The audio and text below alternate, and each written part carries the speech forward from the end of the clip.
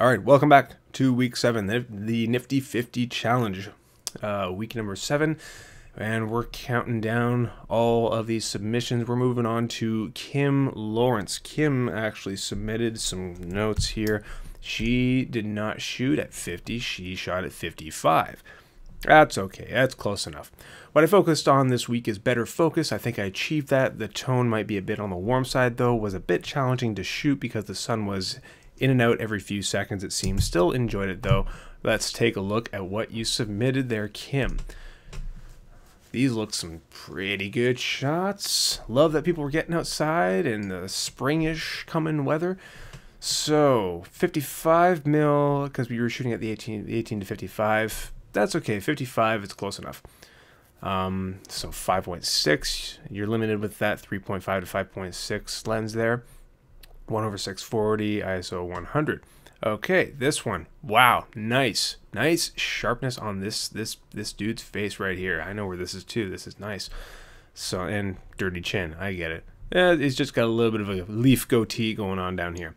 So this one nicely framed up. This one pops. This one's good. I love how the brownness of this, the brown deadness of this just contrasts with the green of the face itself, makes it pop right out. It's a nicely composed shot. You know, horizon looks fine. You've got the face itself is a nice sharp focus. In fact, at 5.6, it's the right, I think, right to f-stop to be at, to grab the face and focus and blur the background just a little bit. Yeah, really nice, and it's at a good time of day. You got a little bit of the shadow rocking here. Yeah, very nice. You might just want to watch for this tree. That's the only thing. If I'm trying to find something to nitpick, that's it. That's all I'm trying to do. But this tree just kind of looks like it's coming out of its head. But that's not. Yeah, honestly, I'm nitpicking that to death. Don't even worry about that. Looks great. And here, the Watcher. And let's see here. Much of the similar settings. Okay, and again, this much in the same way that the previous shot lent itself. The composition is really nice. I hope these aren't cropped because these are nicely composed, just the right amount of headroom. You're framing it up pretty nicely here. Background is nicely blurred. Yeah, this is spot on. These are good shots, Kim. I'm digging it. Good, and rocking the manual. Love that you're rocking the manual, girl. Good. Socks in boots. You ever notice that if you say boots and cats, it's like the beat of a rap song? Boots and cats, boots and cats, boots and cats. More coffee, Nick. Okay. I hope this is. Did you get your boots and socks wet and they had to, or I'm guessing did you just come across these? It's not very uncommon in Guelph to see this kind of shit just lying around. Did you just come across somebody's boots and socks just happen to be stuffed and left there? Maybe. That's a very nice shot. Very nice.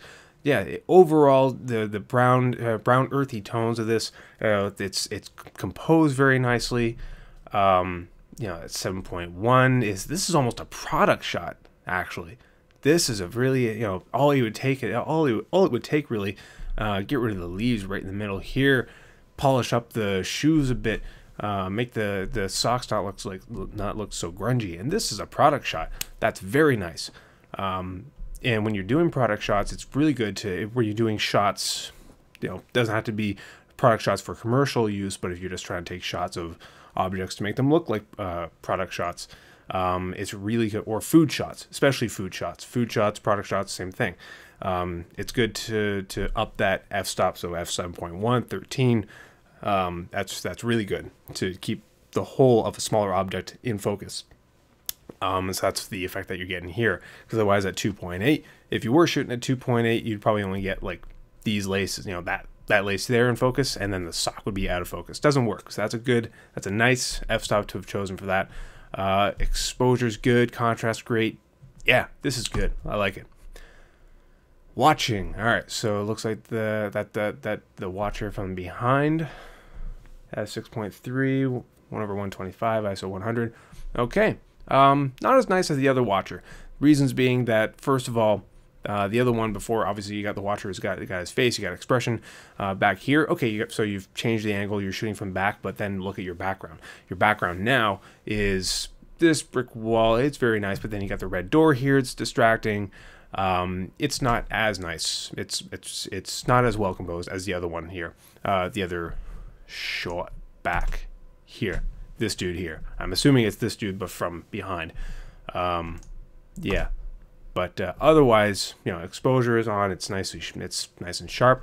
Its background just isn't as nice. So just watch that when you're shooting for a subject. Watch your background. This one here, heads. Lots and lots of heads. It's on a little bit of a tilt. That's what I noticed right away. So just kind of straighten that out a little bit. Lean more to your right. Try to get that horizon a little bit, or just like this line right here. Try to get that a little bit straighter there. These are pretty interesting. This actually reminds me of, anybody ever see that god-awful sequel to Wizard of Oz, Return to Oz? All the headless bodies, headless statues hanging out in the courtyard of the dancer statues with all their heads lopped off. That scene really creeped me out when Dorothy goes inside of the chamber with all the live dancer heads, one in each glass cupboard, and they all start screaming at her. Freaked me out as a kid. That movie is just completely messed up. No kid should watch that under the age of 10. That'll just mess with a person for life. But this is really cool. So F9, 1 over 500. Yeah, just try to balance that out a little bit.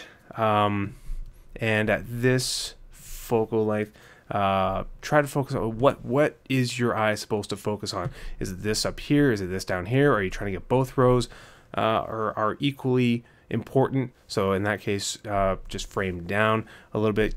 You know, you're cutting off a little bit down here. You could afford to lose a little bit here, or just back up entirely and get all the heads. These are a lot of heads here. This is really creepy, but otherwise very nice subjects that you picked here. Kim, great shots. I love that. It doesn't matter if you went with 55. That's fine. You stuck with 55. That's the challenge. You pick a focal length, and it was close to 50. And you stuck with it. Good on you. Lots of great shots here. Particularly love that boots one. I love that face one here in the ground. Those are some really solid ones. Thank you very much for submitting, and we'll see you next week.